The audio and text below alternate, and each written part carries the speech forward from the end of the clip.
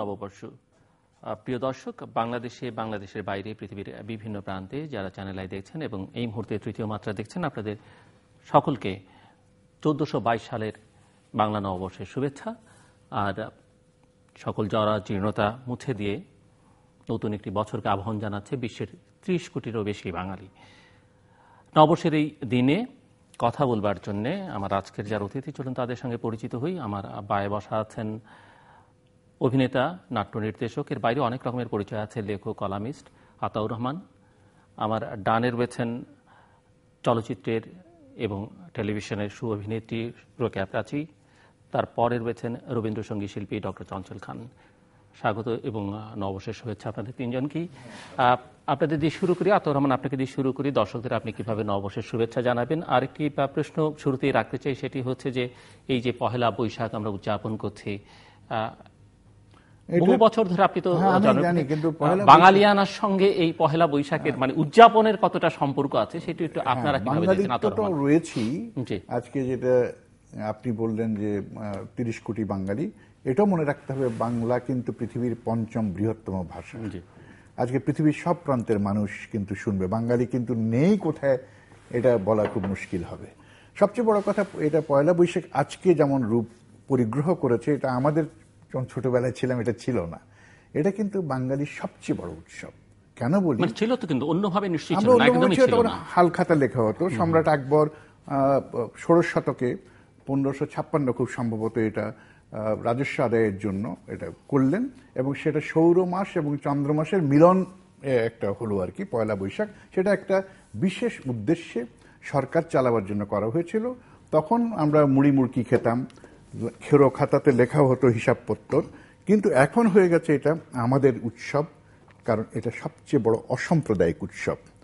এটা মনে রাখতে হবে যে বাংলাদেশ যখন স্বাধীন হয়, আমাদের বঙ্গবন্ধু যেই নীতিগুলো আমাদের বলেছেন, যে চেতনা, যে মননের আমাদের সন্ধান দিয়েছিলেন, এটি ছিল যে অসাম্প্রদায়িক বাংলাদেশ হবে। এখানে হিন্দু, মুসলমান, বৌদ্ধ, বর্ণ, গোত্র কোনো ভেদাভেদ থাকবে না। সেটা আমাদের জন্য সবচেয়ে বড় একটি সংকটের জায়গা ছিল, এখনো অতিক্রম করতে পারিনি, খুব দুঃখের বিষয়।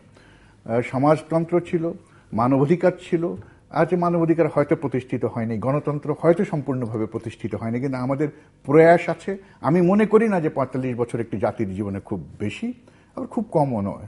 আমরা অনেকে স্ফুরণ দেখাচ্ছি পৃথিবীর বহু জায়গাতে, এবং আমার এটি অহংকার যে বাঙালির নববর্ষ, বাঙালি আজকে সমগ্র এই যে ভূভারত বলি আমরা যেটাকে, আমরা বলি যে সাবকন্টিনেন্ট ইংরেজিতে বলি, উপমহাদেশ, এতে কিন্তু বাঙালি আলো দেখিয়েছে। আমার একটা ইদানিংকালের ঘটনা, আমরা যাচ্ছি কন্যাকুমারীতে, সবাই যাচ্ছে, বাংলা জানে না, কোথায় যাচ্ছ? স্বামী বিবেকানন্দ রকেট, উনি কে ছিলেন জানেন? বাঙালি ছিল। একটু দূরে গেলে ঋষি অরবিন্দ, কে ছিলেন? রবীন্দ্র বলছে রবীন্দ্র লহ নমস্কার। রবীন্দ্রনাথ কে ছিল? বিদ্যাসাগর কে ছিল? সত্যজিৎ রায় কে ছিল? আমাদের অমর্ত্য সেন কে? আজকে ভারতের প্রেসিডেন্ট কে? বাঙালি, যেটা সত্যি কথা যে সমগ্র ভারত যা আগামীকাল ভাববে সেটা বাংলা, কিন্তু গোখলে বলেছে what Bengal things today, rest of India things tomorrow. George ফিফ বলছে, জর্জ ফিফ দেখতে এসছে, এই রানীর দাদা। কিন্তু সেটি যে সময় বলেছেন সেই সময়ের সঙ্গে আজকের সময় কি মেলে বা মেলানো যাবে? আমি খুব আশাবাদী, খুবই মিলে। কি হয়েছে, সংকট কোন জাতির নেই?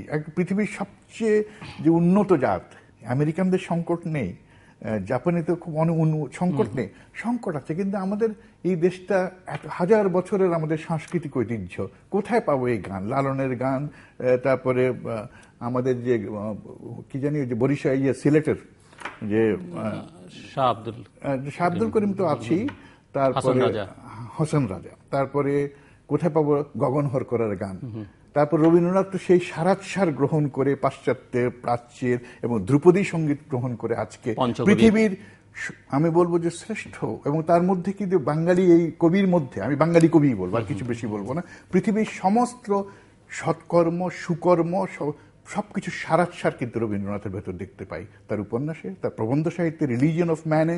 এবং অসাধারণ এই বাঙালি কবি বলছে 80 বছর পদার্পণ করে ক্রাইসিস অফ সিভিলাইজেশনে বলছে আজকে আমি 80 বছর পূর্ণ করলাম। মানুষের বিশ্বাস হারানো পাপ। শেষে বলছে যে আমার সামনে পৃথিবী সব ভেঙে চুরে নাশখাস হয়ে যাচ্ছে, তখনই কিন্তু সন্ত্রাস আছে, তখনই মারামারি আছে। তারপরে বলছে তারপরে বলছি মানুষের বিশ্বাস হারানো পাপ। মানুষের বিশ্বাস হারাতে নেই। আমার বাঙালির উপর, আমি বাঙালি, আমার জন্মকে সার্থক মনে করি, ধন্য মনে করি। আমি মনে করি অসাম্প্রদায়িক বাংলাদেশের যে অসাম্প্রদায়িক চেতনায় বিশ্বাস করি আমরা, সেখানে সবচাইতে মানে আমরা অনেক বেশি উৎসব মুখর একটি দেশ, এবং অসাম্প্রদায়িক উৎসব আমরা সারা বছরই আসলে করি। পয়লা বৈশাখ শুধু আমরা মানে এরকম একটা জায়গা, বাঙালিরা এত সুইট, হিন্দু মুসলমান বৌদ্ধ খ্রিস্টান মিলেমিশে একাকার হয়ে যায়। এরকম দেশ কিন্তু পৃথিবীতে খুব কম আছে, যে পূজা পার্বণ থেকে শুরু করে ঈদ সব কিন্তু আমরা একসাথে মিলেমিশে করি। এবং সারা বছরের অস্থির রাজনৈতিক অবস্থা বলেন, সংকটের কথা বলেন, আমাদের দেশের অন্যান্য সকল সমস্যাকে একপাশে রেখে এই বাঙালি, এই বাংলাদেশ কিন্তু যে কোনো উৎসবে এক হয়ে যেতে পারে। এবং এই এক হয়ে যখন তারা যায়, তখন আশেপাশের যত অশুভ শক্তি থাকে, যত চেতনা বিরুদ্ধ শক্তি থাকে, তারা কিন্তু গুটিয়ে যায়। আপনি দেখেন, আমরা অনেকদিন ধরে লাগাতার একটা অসাম্প্রদায়িক চেতনার কথা বলে আসছি, আমরা মুক্তিযুদ্ধ চেতনার কথা বলছি, আমরা উৎসব করছি। আবার কিন্তু একটা অশুভ শক্তি বলেন, একটা মানে একটা শক্তি আছে যারা আমাদেরকে অবরোধ বলেন, সন্ত্রাস বলেন, মানে আমাদের আটকে রাখার, একটা বৃত্তের মধ্যে গুটিয়ে রাখার, আমাদেরকে আমাদের চেতনার বাইরে যাবার কিন্তু একটা চেষ্টা সবসময় থাকে। এবং সেটা ছিল, আমরা কিন্তু লাগাতার দীর্ঘ সময়ের কিন্তু একটা অবরোধের ভেতর দিয়ে বেরিয়ে আসছি। কিন্তু দেখেন, আজকের বাংলাদেশ, আজকের শহর, আজকের মানুষজন গ্রামে গঞ্জে সবাই কিন্তু উৎসব মুখর। বাঙালি বা আমাদের উৎসবকে কিন্তু কোনো শক্তি আটকাতে পারে না। এটাই হচ্ছে বাংলাদেশের শক্তির জায়গা এবং একতার জায়গা। মানে এই একতার জায়গার শক্তিটাই কিন্তু বারবার বলে দেয় যে সারা পৃথিবীতে আসলে বাংলাদেশ দাঁড়িয়ে থাকতে পারে। অনেক উৎসব প্রিয় জাতি আমরা, আমাদের অনেক উৎসব, মাসের চাইতে অনেক বেশি উৎসব। কিন্তু যে দিন দিবসগুলো আমরা পালন করি বা উৎসব যে দিনগুলোতে করি, আমরা কি কেবল ওর মধ্যেই সীমাবদ্ধ থাকছে কিনা? মানে 21শে ফেব্রুয়ারি আমরা উদযাপন করি, কিন্তু সেই 21-এর চেতনা বলি, যাই বলি, সেটা ওই একদিনই সীমাবদ্ধ কিনা? 26শে মার্চ, 16ই ডিসেম্বর, ওই 1-2 দিনের মধ্যে, বা পহেলা বৈশাখ কি কেবলমাত্র নতুন বছরকে আবাহন ঠিক আছে, কিন্তু এর সঙ্গে আরো যে ভাবনাগুলো যুক্ত থাকে, সেগুলো আমরা পুরো বছর জুড়ে আসলে সেগুলো মানে প্রকৃত অর্থেই যে আসলে আমাদের সঙ্গে বয়ে বেড়াচ্ছি, আমরা আমাদের চেতনায় ধারণ করছি কিনা, এই প্রশ্নটা অবশ্যই আসে। যদি আমরা প্রতিদিন আসলে পহেলা বৈশাখ করতে পারতাম, প্রতিদিন যদি আমাদের 21শে ফেব্রুয়ারি হতো, প্রতিদিন যদি 16ই ডিসেম্বর হতো, প্রতিদিন যদি 26শে মার্চ হতো, প্রতিদিন যদি ভালোবাসা দিবস হতো, তাহলে কিন্তু এই যে মানুষের যে বন্ধন, মানুষের যে সম্প্রীতি, এই যে সাম্যের কথা, চেতনার কথা, ঐক্যের কথা, তাহলে কিন্তু বাংলাদেশ প্রকৃত অর্থেই সেই সোনার বাংলাদেশে পরিণত হতো। আমরা আসলে অন্যান্য দিনগুলোতে কোথায় যেন আমাদের বন্ধনটা আলগা হয়ে যায়। আমরা অন্যান্য দিনগুলো, উৎসবগুলোকে টেনে নিয়ে যেতে পারি না। হয়তো আমাদের সংকটের জায়গা সেটাই। আমরা হয়তো অন্য দিনগুলোতে, চর্চার জায়গাগুলোতে যেতে পারি না, সেটা গণমাধ্যমেও পারি না, আমাদের ব্যক্তি জীবনেও পারি না, রাজনৈতিক জীবনেও আমরা পারি না প্রতিদিন উৎসব মুখর হতে।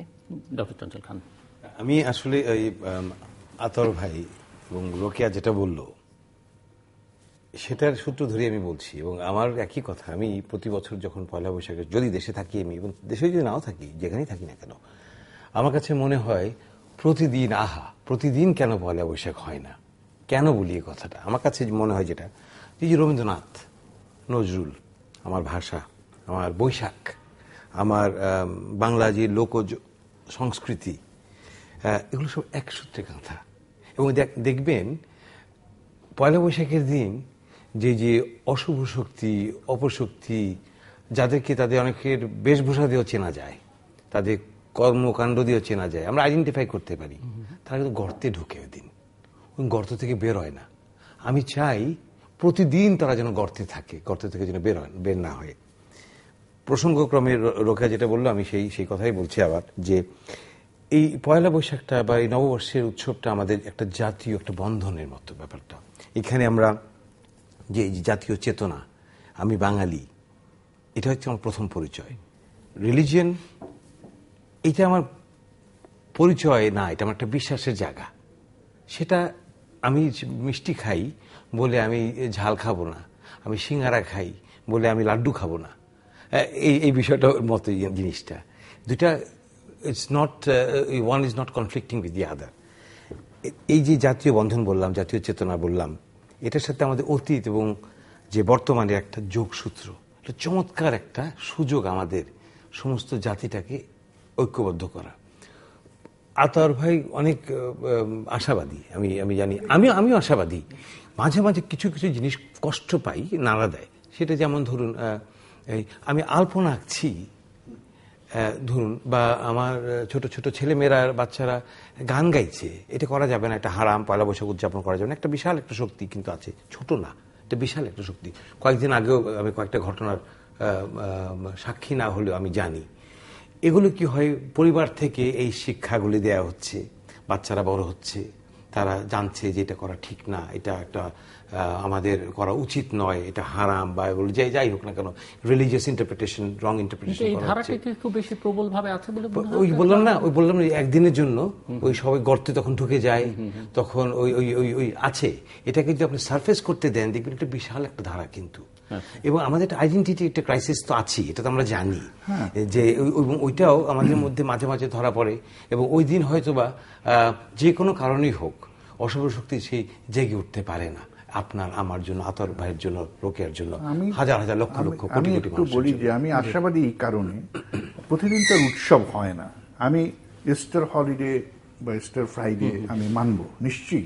আমি দেখেছি আমার খুব শিশুকালে একই সাথে মাগরিবের নামাজ ধ্বনিত হচ্ছে, আজান ধ্বনি, পাশে পূজার আরতি বাজছে। বাহ, এটি তো কাম্য, এটি তো আমরা চাই। কিন্তু গত কয়েক বছর ধরে পূজা, ঈদ পাশাপাশি হচ্ছে। আমি দেখেছি, আমি হেঁটে, পয়লা বৈশাখে তো গাড়ি বের করা বা রিক্সা টিক্সা চালানো যায় না, আমি কিন্তু বারবার খালি হিপ পকেটে হাত দিয়ে আমার ব্যাগটা ঠিক আছে কিনা, পার্সটা।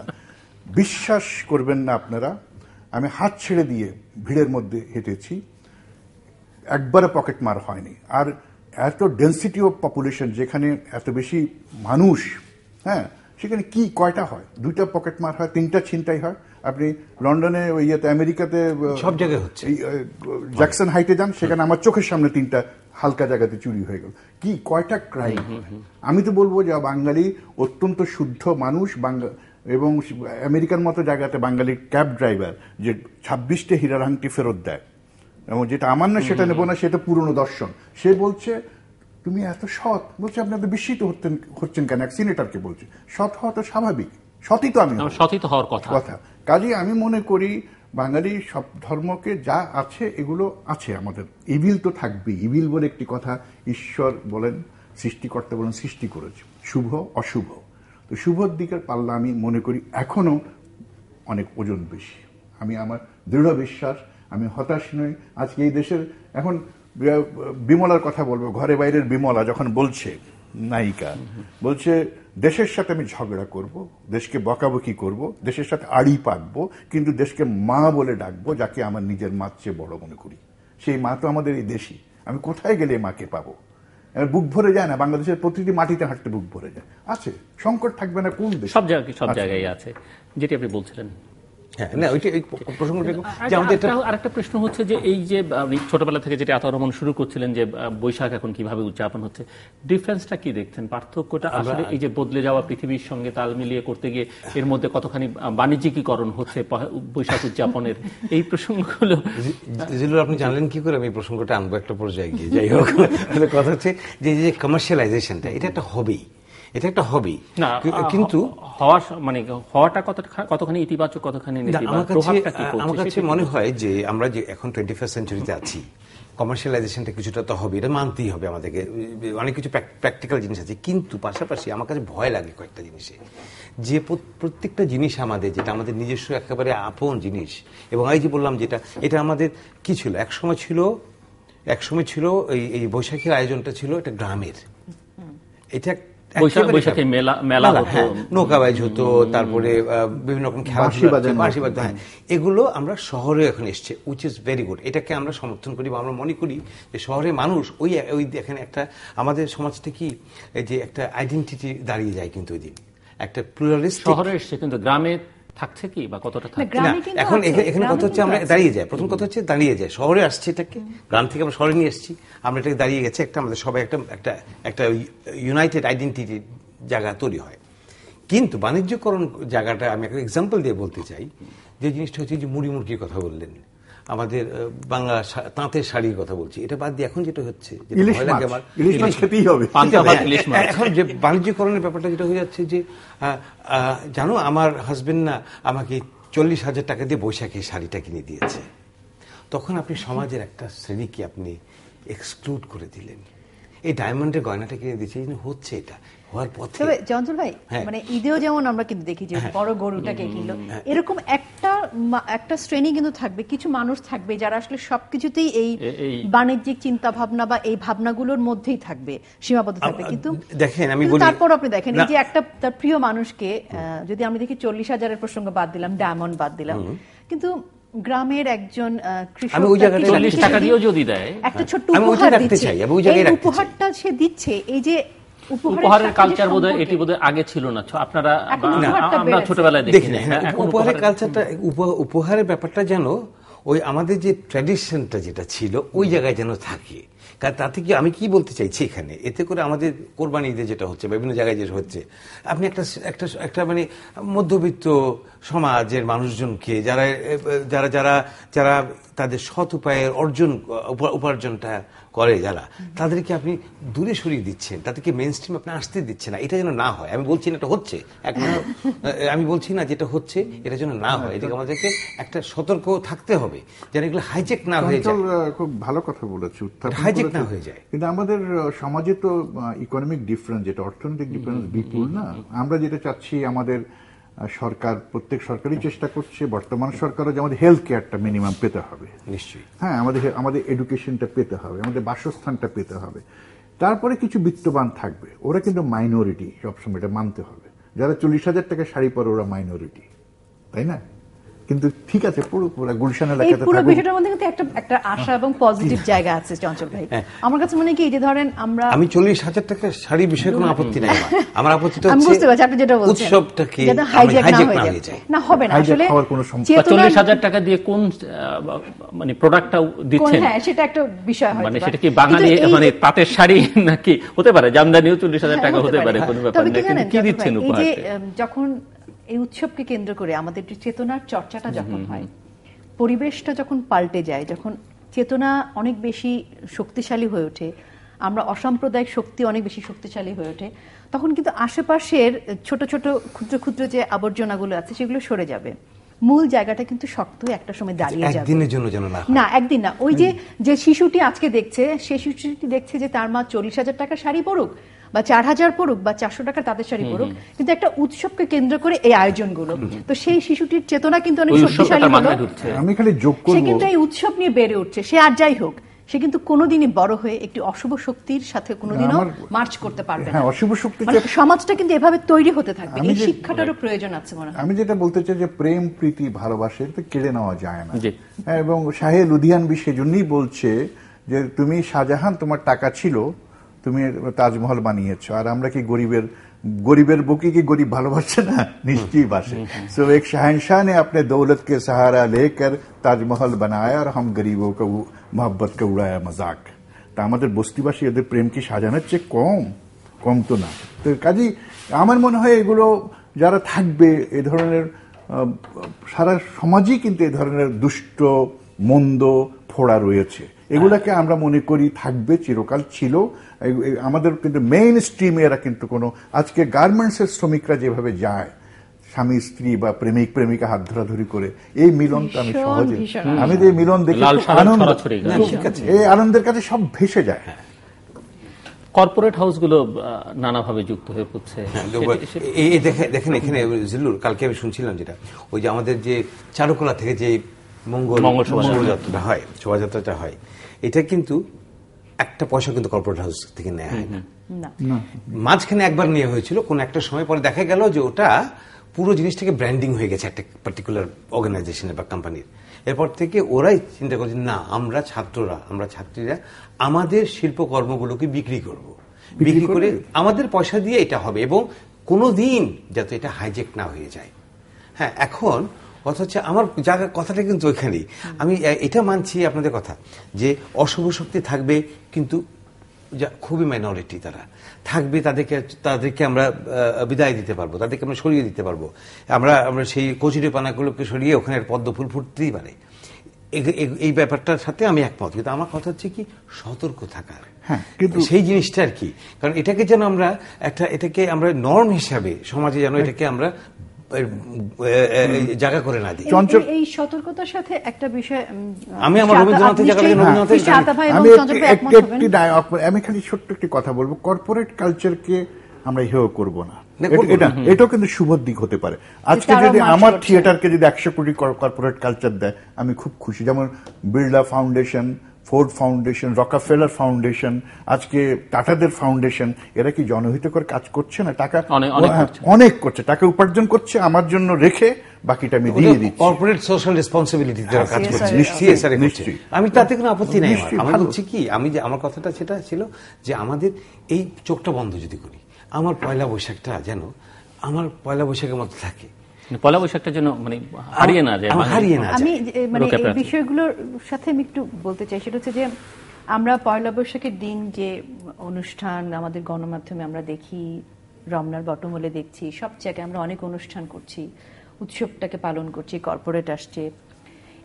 এই যে আমাদের প্রতিদিনের যে গণমাধ্যম, যেখানে প্রতিদিনের নাটক হচ্ছে, অনুষ্ঠান মালা যাচ্ছে, গান হচ্ছে, এই প্রতিদিনের যে টেলিভিশনের পরিক্রমা, যে টেলিভিশন দেখে আসলে আমাদের দর্শকরা অনেক সময় তাদের মনস্তাত্ত্বিক পরিবর্তনগুলো তৈরি করতে পারে, একটি সামাজিক আদর্শের জায়গা তৈরি হতে পারে, সেইখানে আসলে বিশেষ যে উৎসবগুলো থাকে সেগুলোর চর্চাটা যদি সারা বছর ব্যাপী থাকে, তাহলে সেই বছরব্যাপী চর্চার ভেতর দিয়ে কিন্তু আমাদের যে আদি উৎসবগুলো সেগুলো আসলে হাইজ্যাক হওয়ার সুযোগ থাকে না।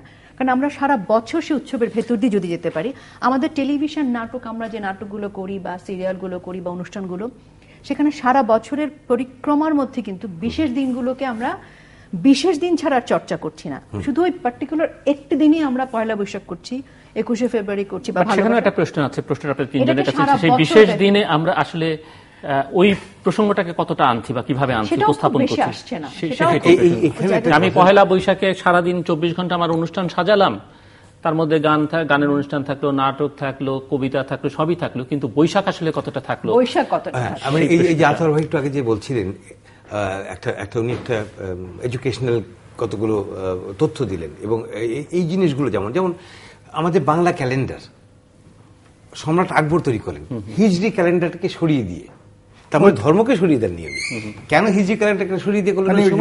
কারণ তখন যে আমাদের যে রাজস্ব যেটা হতো আদায়ের জন্য, এবং রাজস্ব আদায়ের জন্য অনুসুবিধার জন্য না, কৃষকদের ওই হারভেস্টিং এর সময় যখন ফসলটা কাটবে, ফসলের আসবে, ওই সময়টাকে সুযোগ করে দেবার জন্য চান্দ্রমাস এবং সৌরমাসকে একটা সংমিশ্রণ, যেটাকে ওই যেটা করা হয়েছিল শুধুমাত্র কৃষকদের সুবিধার্থে এবং তাদের সুবিধার্থেও, যে তাদের ট্যাক্সেশনটা, এগ্রিকালচার ট্যাক্সেশনের জন্য। এখন কথা হচ্ছে এই যে জিনিসগুলো, যে বাংলা ক্যালেন্ডার, এটা একটা কোনো পার্টিকুলার ধর্মের ক্যালেন্ডার না।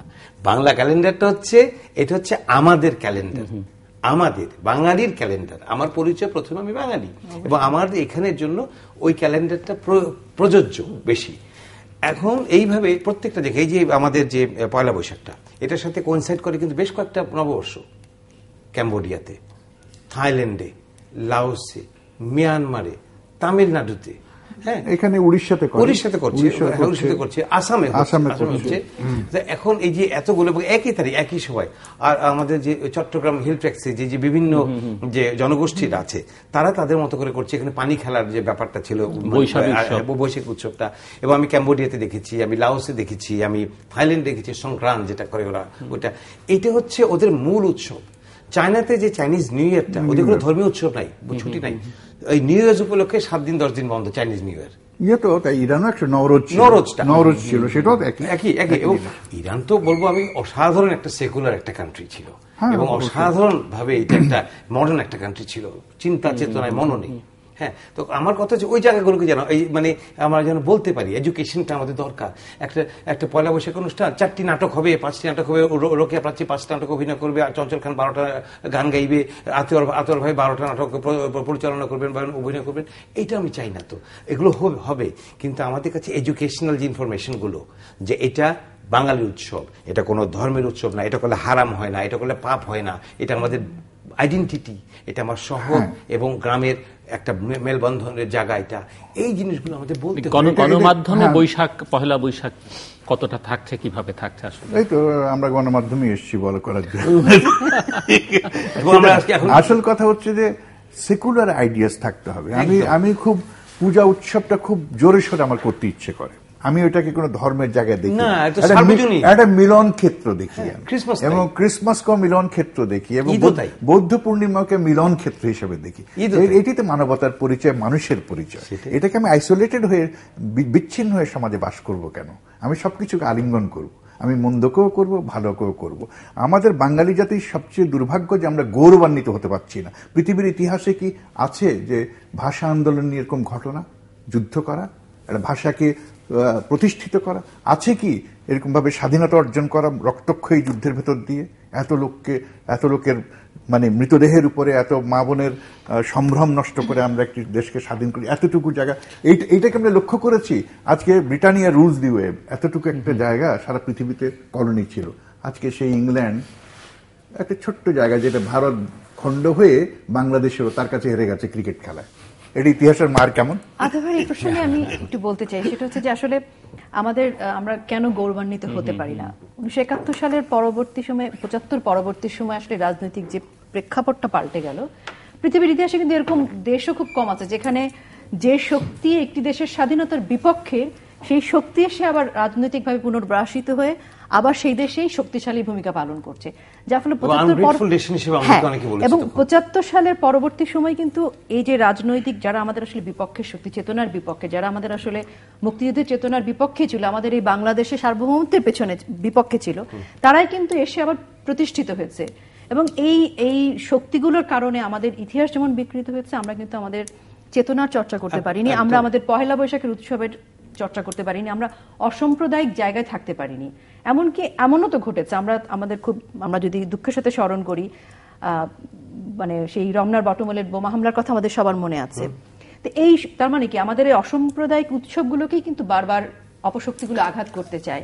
তো সেই কারণে তো সেই কারণে হয় কি, রাজনৈতিকভাবে যেহেতু আমরা খুব অস্থিতিশীল সময় পার করে এসেছি এবং আমাদের বাংলাদেশের এরকম গৌরবান্বিত হবার জন্য তার বিপক্ষে শক্তি দাঁড়িয়েছিল। তো আমাদের জেনারেশন কিন্তু এরকম একটা জায়গায় আটকে গেছে এবং আমাদের আগের অগ্রজদের প্রতি কিন্তু শ্রদ্ধা জানিয়ে আমি বলছি, সেই প্রতিবাদের জায়গাটাও কিন্তু আমরা খুব মুখরভাবে পাইনি, যার ফলে একটা জেনারেশন কেন, দুটো জেনারেশন কিন্তু প্রতিবাদহীন ভাবে বেড়ে উঠেছে, যারা নিজেদের চেষ্টায় কিন্তু জেগে উঠেছে, যেটা আমরা দেখেছি গণজাগরণ মঞ্চ থেকে শুরু করে মুক্তিযুদ্ধের চেতনায় আজকের এই প্রজন্ম যেভাবে জেগেছে, বা এই প্রজন্ম যেভাবে আমাদের অসাম্প্রদায়িক চেতনাকে যেভাবে লালন করে বা মুক্তিযুদ্ধের চেতনাকে যেভাবে লালন করছে, বা ইতিহাসের সেই সত্যগুলোকে যেভাবে সামনে নিয়ে এসেছে, মাঝখানে একটা সময় কিন্তু মিসিং বলা যায়। তো সেই জায়গা থেকে বেরিয়ে এসে আজকে কিন্তু আমাদের আনন্দিত হওয়া বা গৌরবান্বিত হওয়ার এই জায়গাগুলোকে আমরা নতুন করে পেয়েছি। তো আজকের অসাম্প্রদায়িক উৎসব বাংলাদেশ, আমরা মনে হয় আজকে এই সংকট থেকে বেরিয়ে আসতে পেরেছি এবং সামনের দিনগুলোতে আমার বিশ্বাস যে বাংলাদেশকে আসলে দাবানো খুব কঠিন হবে। আসল কথা, এই ঘটনা কার হয়নি? জাপান কোরিয়ার কাছে ক্ষমা চেয়েছে, দুটো বোমা পড়লো হিরোশিমা নাগাসাকিতে। ইরান কি একটা দেশ ছিল কালচারালি, খোমেনি এসে কি করলেন? আফগানিস্তান, মুস্তফা আলী এসে আফগানিস্তানকে আমরা কি পাই? আমরা পাই না। তারপরে সিরিয়ার যে একেবারে সবচেয়ে প্রাচীন সভ্যতা, এখন তো সিভিল ওয়ার, গৃহযুদ্ধের শেষ হয়ে গেছে, তার চেয়ে আমাদের অবস্থা কি ভালো নয়? এটা পৃথিবীতে হয়নি কি বলেছে। তবে আমাদের মতো এরকম অমীমাংসিত কিছু বিষয় নিয়ে কিন্তু একটি রাষ্ট্র এগিয়ে যাওয়ার ইতিহাসও খুব কম। আমরা মুক্তিযুদ্ধের মানে বিপক্ষের শক্তির যে বিচার, আমরা যদি আজকে মানে এই বিচারের কথাই বলি, সেই বিচার শেষ করতে কিন্তু আমাদের 45 বছর লেগেছে। আমি একমত নই। আজকে দ্বিতীয় মহাযুদ্ধ হয়ে গেছে 45-এ নুরেনবার্গ ট্রায়ালে, এখন পর্যন্ত সে বিচার চলছে। তবে সেই কারণে আমার কাছে মনে হয় যে আজকের বাংলাদেশের আজকের প্রজন্ম কিন্তু এই অসাম্প্রদায়িক চেতনা নিয়ে এবং মুক্তিযুদ্ধের চেতনা নিয়ে কিন্তু বাংলাদেশকে মানে একটি সাম্যের সুন্দর দেশ হিসেবে কিন্তু এগিয়ে নিয়ে যেতে পারবে, সেটা আমরা আশাবাদী। চেষ্টাটা করতে হবে। এবং চেষ্টাটা কোথা থেকে হবে? আমার কথা একটা কথা আমি সবসময় বলি, একটা আতা গাছে তোতা পাখির মতো একটা কথাই বলি আমি, সেটা হচ্ছে যে চ্যারিটি বিগিনস এট হোম। বাড়িতে আমাদের ছেলেপেলেদেরকে আমরা শেখাতে যদি না পারি যে দিস ইজ আওয়ার কালচার, এই আমার ধর্ম, এই আমার কালচার, তিনজনকে করতে চাই যেহেতু আপনারা, সেটি হচ্ছে যে আমাদের নাটকে, আমাদের চলচ্চিত্রে, সঙ্গীত হয়তো কিছুটা পাওয়া যাবে, বৈশাখ চৈত্র সংক্রান্তি এই বিষয়গুলোকে খুব একটা পাওয়া যায় কিনা? মানে আজকেও যখন এই পহেলা বৈশাখ উপলক্ষে অনেক নাটক প্রচারিত হবে, হয়তো কিছু কিছু চলচ্চিত্র কোনো কোনো টেলিভিশন চ্যানেলে প্রচারিত হবে, আমরা ইভেন ভারতীয় চ্যানেলগুলোতে সিরিয়াল যেগুলো হয় সেগুলোর অনেক রকমের সমালোচনা করি, কিন্তু আমরা লক্ষ্য করলেই দেখব, অনুষ্ঠান শুরুর আগে আমি রোকেয়া প্রার্থী আমরা আলোচনা করছিলাম যে ওদের কিন্তু দিনওয়ারি প্রতিটা দিন কিন্তু সিরিয়ালের মধ্যে থাকছে, পহেলা বৈশাখও থাকবে, ওরা পড়ে গেছে, ওর মধ্যে ওরা তৈরিটাই সেভাবে করে, কিন্তু আমাদের এখানে সেটি কি পাওয়া যায় কিনা? আমাদের এখানে যেটা সারা বছর ধরে পাওয়া যাওয়ার কোনো কথা দরকারও নেই। 25শে বৈশাখে রবীন্দ্রনাথের অনেক নাটক, ওনার গল্প, রবীন্দ্রনাথ তো সাংঘাতিকভাবে মানে গল্প তৈরি করে, যখন কবিতাও বলেন, আর মেঘের পরে মেঘ, ওটাও কিন্তু উনি ছবি এঁকে যান, ওনার সবকিছুই নাটক করা যায়, তো খুব বেশি করে হয়। তা আমার ধারণা রবীন্দ্রনাথের নাটক সবসময় হতে পারে। আর বেশি যে উগ্র জাতীয়তাবাদকে রবীন্দ্রনাথ পছন্দ করেন না, নজরুলও পছন্দ করেননি। এক বিদ্রোহ কবিতাতে অরফিউসের বিশের বাঁশরি মহাসিন্ধুতলা ঘুম ঘুম, সেখান থেকে চলে আসছে আমি একেবারে আমি হলাম বলরাম স্কন্ধে, একেবারে একসাথে ট্রাভেল করছে উনি মহাভারত, রামায়ণ, ইলিয়াড, ওডিসি, নজরুলের মতো লোক। আমরা সোজা কথা, আমাদের উদ্দেশ্য হওয়া উচিত আমরা এই মাটিতে দাঁড়িয়ে আমাদের বিখ্যাত কবি চিন্তাবিদদের মতো সারা পৃথিবীকে আলিঙ্গন করব, আইসোলেটেড হয়ে থাকবো না। আমরা ছিলাম এতদিন গ্রহীতার ভূমিকা, আমরা দাতার ভূমিকাও যাব। আমাদের নাটক বিদেশে অনুদিত হবে, আমাদের গান বিদেশে যাবে, যেটা যাচ্ছে। আমি খুব আশাবাদী, এটা হয়তো প্রতিদিন কেন পয়লা বৈশাখ হবে, প্রতিদিন কেন নজরুল জয়ন্তী হবে, তখন আমরা সাড়ম্বরে করব। নজরুল প্রতিদিন থাকতে পারে, এটা খুব কনসিয়াসলি যে করতে হবে কোনো মানে নেই। নজরুল তো আমাদের চেতনায় আছে, জীবনানন্দ দাশ আমাদের চেতনায় আছে, আমাদের বরিশালের কবি, কেন থাকবে না? এটাকে একেবারে সজাগ হয়ে অঙ্ক করার মতো রাত দিন খেটে খেটে করতে হবে। এটা রক্তের মধ্যে, ব্যবহারের মধ্যে, অভ্যাসের মধ্যে মিশে যেতে। আতর ভাই, এটা আপনি যেটা বললেন না, আমি আপনার সাথে একমত, কিন্তু এটা হচ্ছে কি আইডিয়াল একটা সিচুয়েশন, আদর্শ সিচুয়েশন হচ্ছে এটা, কিন্তু আমাদের কিন্তু সিচুয়েশন যেটা রোকেয়া বলছিল সিচুয়েশন তা নয়। আমাদের এই যে স্বাধীনতার পরে এবং বিশেষ করে 75-এর পরে বঙ্গবন্ধুর কে এইভাবে হত্যা করার পরে যে আমাদের ইতিহাসগুলো বিকৃতি থেকে শুরু করে আমাদের থমকে, একটা জাতি থমকে গেছে যে আমি পয়লা বৈশাখ উদযাপন করব না, কি এটা কি হবে, এটাকে করা উচিত না উচিত না। এই হলো আমাদের গত কয় বছরে আমরা এটা পাচ্ছি। হ্যাঁ, কয় বছর হলো এখন?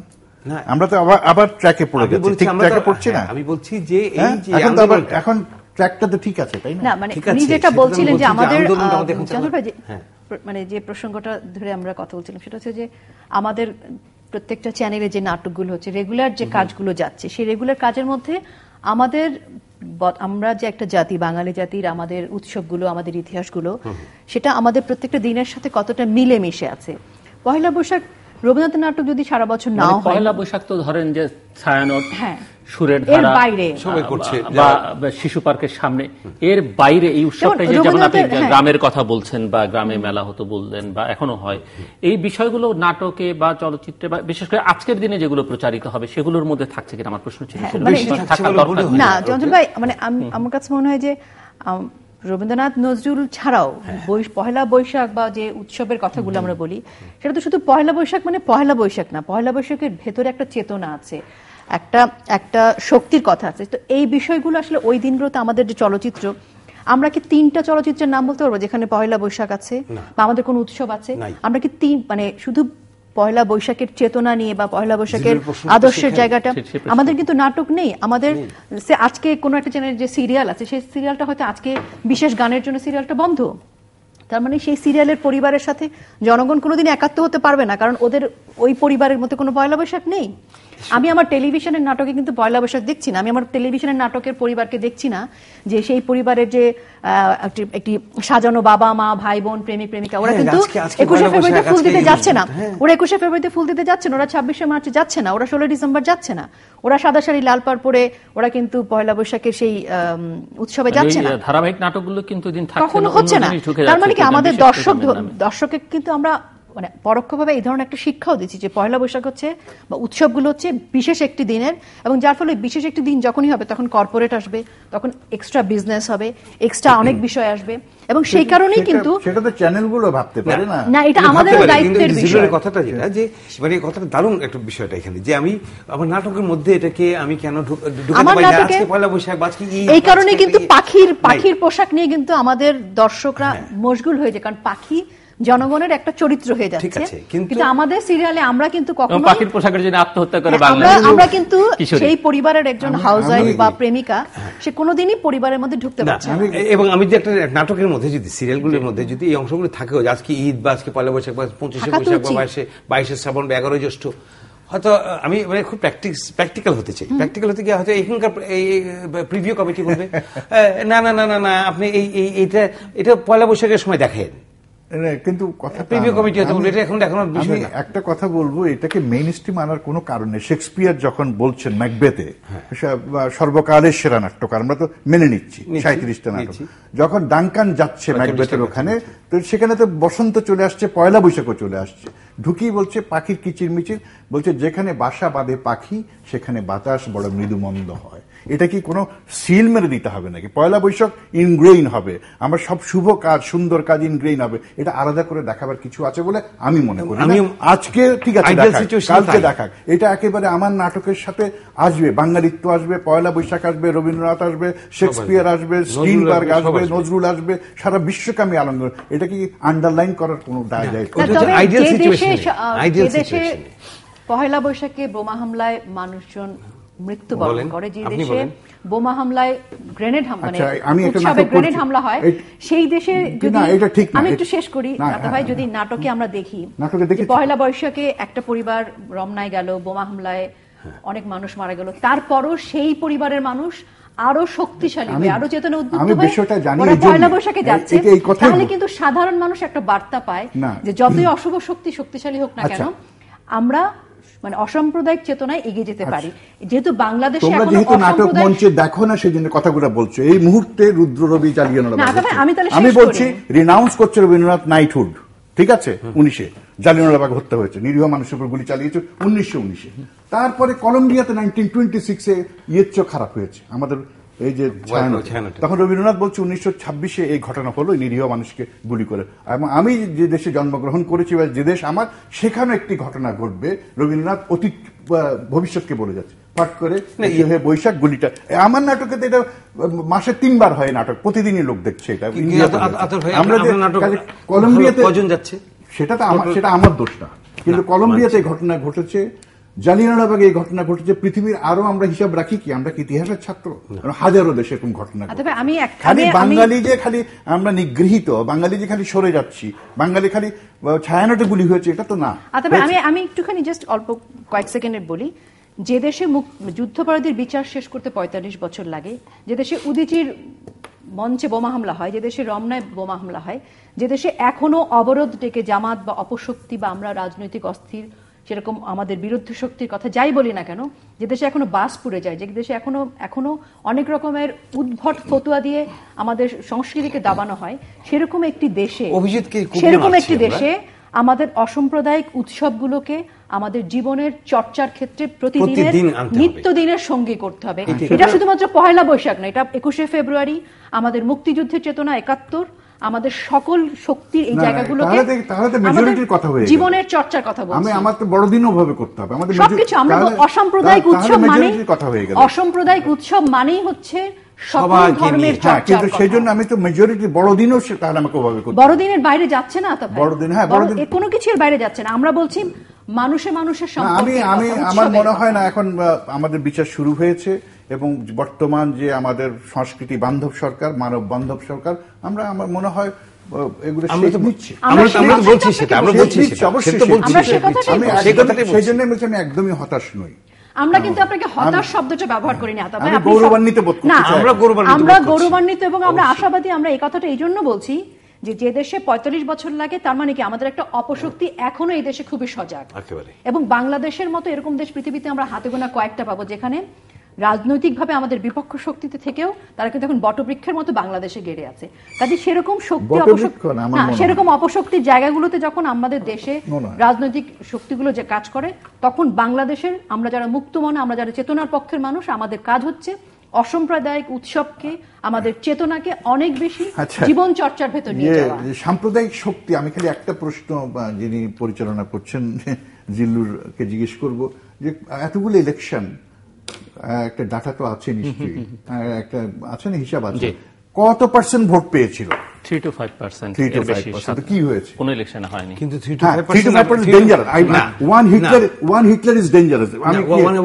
এখানে কিন্তু 3 to 5% যেটা বললেন ওই পার্টিকুলার একটি দলকে বলছেন, কিন্তু না, ওই অসাম্প্রদায়িক শক্তি একটি দলের ভোটই কিন্তু বাকিদের ভোট, বাকিরা কিন্তু ইলেকশনে সেই অর্থে কখনোই, আমি বলছি মানে তাদের মতাদর্শে বিশ্বাসী বৃহত্তর গোষ্ঠী ইলেকশনে তাদের সাথে যখন যোগ দেয় তাদের কিন্তু 3 to 5% না, ইট বিকামস 40-50%।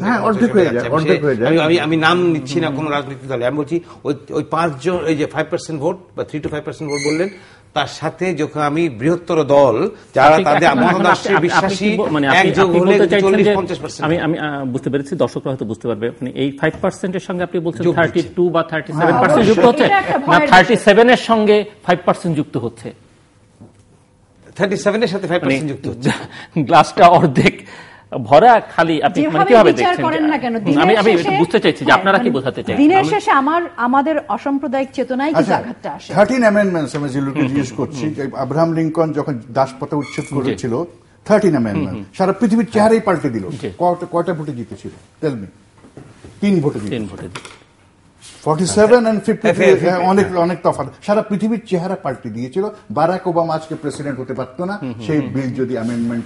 হ্যাঁ, মানছি আমরা তো সেই ব্যাপারে তো কোনো দ্বিমত নাই। আতর ভাই, মনে হচ্ছে না আপনার সাথে কোনো দ্বিমত করছি, কিন্তু কথাটা যেটা আমার কোনো ইয়ে না, আমার কথা হলো যে আমরা এখন ঠিক জায়গাতে রয়েছি। আমরা ঠিক জায়গায় রয়েছি। আমার কথাটা কি, আমি বলি যে ঠিক জায়গায় রয়েছি, ঠিক জায়গায় থাকতে হবে। হ্যাঁ, অপশক্তিকে আমরা ঠিক জায়গায় রয়েছি বলে আজকে আমি সব সাঙ্গ দিয়ে আমি বাড়ি চলে যাব, আমি নাক ডেকে ঘুমাবো, সেটা ওইটাই আমার কথা। কমপ্লেসেন্সি যাতে না আমাদের ভিতরে ঢুকে এবং আমাদের প্রতি বাড়ি থেকে আমি করতে চাই যে স্কুলের বই, আরেকটি প্রশ্ন করতে চাই, চঞ্চল খান আপনাকে কি করতে চাই যে প্রবাসে এখন প্রচুর বাঙালি বাংলাদেশে আছে, প্রায় কোটি খানেক মানুষ আছেন বাইরে, এবং প্রশ্নটা হচ্ছে যে তারা কিভাবে বৈশাখ উদযাপন করছে, একটি প্রশ্ন। এবং এই অনুষ্ঠানের সূত্র ধরেই যে বিভিন্ন দেশে যারা আছেন তাদের সঙ্গে নানা ধরনের ইন্টারাকশন হয়, তাদের এক ধরনের পলিটিক্যাল সাইকোলজিক্যাল এক ধরনের মেকআপ আছে, যেটি কিন্তু ইনফ্লুয়েন্স করে তাদের আত্মীয় স্বজন এখানে যারা আছেন, এবং বেশ ভালোভাবে করে, সেটি ভোটের ক্ষেত্রে করে। সো আমি খুব ছোট করে বলি, আমি আমার দীর্ঘদিন বাইরে থাকার প্রেক্ষিতে বলছি, সেই আলোকে আমি বলতে পারি কিছুটা। এটা দুই রকম ব্যাপার আছে। এখন এটা আমি কোনো নেগেটিভ হচ্ছি না, এখানে পজিটিভ নেগেটিভ বিষয় না, আমি যা হয় তাই বলছি। একটা হচ্ছে যে এটা আমাদের উৎসব, 21শে ফেব্রুয়ারি যেমন একটি উৎসব, ঈদ যেমন একটি উৎসব from religious point of view, বা 16ই ডিসেম্বর, 26শে মার্চ, সেরকম একটি উৎসব হিসাবে বিভিন্ন বাঙালি সংস্থা পালন করে, সংগঠনগুলো পালন করে। কেউ করে এটাকে আমাদের যে লোক সংস্কৃতির যে পুরো যে আমাদের যে প্রাচীন বিষয়টা সেটাকেও সামনে নিয়ে আসে। আবার কোথাও দেখা যায় যে একটু ঝামেলা আছে। ঝামেলাটা কিরকম? আইডেন্টিটি ক্রাইসিস আর কি, ওইটাই। সেই আইডেন্টিটি ক্রাইসিসে কি হয়, একদিকে পয়লা বৈশাখের বাঙালির যে প্রাণের একটি মেলা, সেটা যেমন আছে, পাশাপাশি দেখা যাচ্ছে আমি হঠাৎ করে একটা ফ্যাশন শো হয়ে যাচ্ছে, ফ্যাশন প্যারেড। এই ফ্যাশন প্যারেডের সাথে দেখা যাচ্ছে যে যেই ধরনের কাপড় চোপড় পরে ফ্যাশন প্যারেড হচ্ছে, আমি বসে হয়তো ভাবছি এটা কি পয়লা বৈশাখ, তারপরে ধরনের সাথে আবার ওর সাথে একটা রিলিজিয়াস কিছু একটা ইভেন্টও চলে আসলো। তো এখন কথা হচ্ছে প্রত্যেকটা ইম্পর্টেন্ট, ঠিক আছে, প্রত্যেকটা ইম্পর্টেন্ট, এটাকে আলাদা করা যায়। তো ওইখানে যারা হয় ওই জিনিসগুলো হয়, একটা হচ্ছে খুব চমৎকার ভাবে হচ্ছে যে বাঙালি সংস্কৃতি, আমাদের লোক সংস্কৃতি, আমাদের প্রাচীন সংস্কৃতি, আমাদের যে রুটস সেটার প্রজেকশন হচ্ছে। আর পাশাপাশি আমাদের আবার একটা আইডেন্টিটি ক্রাইসিসের মধ্যে যে আমরা যেমন করে ভুগি, এখানেও ভুগি ওখানেও ভুগি। আমরা পয়লা বৈশাখের দিন আমরা এমন বাঙালি হয়ে যাই, তার কতদিন পরে আবার বিভিন্ন ধর্মীয় উৎসবের সময় আমরা এমনভাবে মানে আমরা উন্মাদনায় ভুগি। তো ওইটার দুইটার সাথে আমি অনেক সময় গরমিল পাই। তো ওই জিনিসগুলো হয়। তা কিন্তু পজিটিভ সাইডটা হচ্ছে যে এই যে উৎসবগুলি পালন করা হচ্ছে, বাচ্চারা জানছে আমাদের একটা নববর্ষ হয়। নিশ্চয়ই। হ্যাঁ, আমি একটা অনুষ্ঠান করেছিলাম, সেখানে আমি শুধু বাংলাদেশিদের নিয়ে করতাম না বাঙালি উৎসবটা। আমি কি করতাম, ক্যাম্বোডিয়ান, লাওস, মিয়ানমার, তারপর শ্রীলঙ্কা, এদেরকে নিয়ে আসতাম। লোকে বলতো আপনি এদেরকে কেন?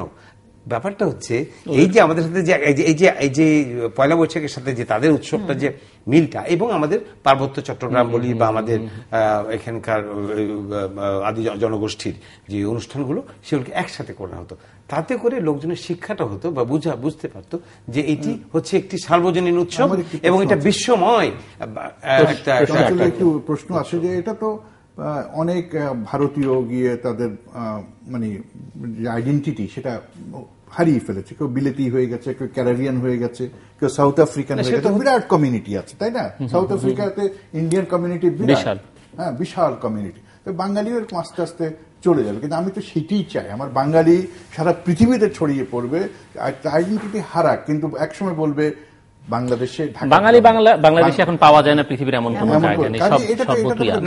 না আইডেন্টিটি হারাক মানে কি?